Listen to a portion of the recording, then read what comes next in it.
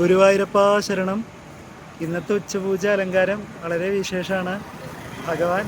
ഭഗവാന്റെ തന്നെ സ്വർണ്ണത്തിടമ്പിലേക്ക്, തങ്കത്തിടമ്പിലേക്ക് ശംഖ് കൊണ്ട് അഭിഷേകം ചെയ്യുന്ന രീതിയിലാണ്.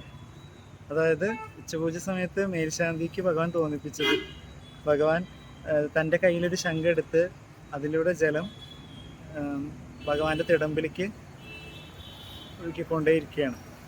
അപ്പോൾ അഭിഷേകപ്രിയനാണല്ലോ ഭഗവാൻ, ഗോവിന്ദനായിട്ടുള്ള ഭഗവാൻ. അപ്പോൾ ഭഗവാനെന്ന് തോന്നി തൻ്റെ തിടമ്പിലേക്ക് തന്നെ താൻ തന്നെ ഒന്ന് ശംഖ് കൊണ്ട് കുറച്ച് അഭിഷേകം ചെയ്താലോ എന്ന് ഭഗവാന് തോന്നിയപ്പോൾ അങ്ങനത്തെ രൂപത്തിലാണ് ഇന്ന് ദർശനം നമുക്കെല്ലാവർക്കും ഗുരുവായൂരപ്പൻ തന്നിട്ടുള്ളത്.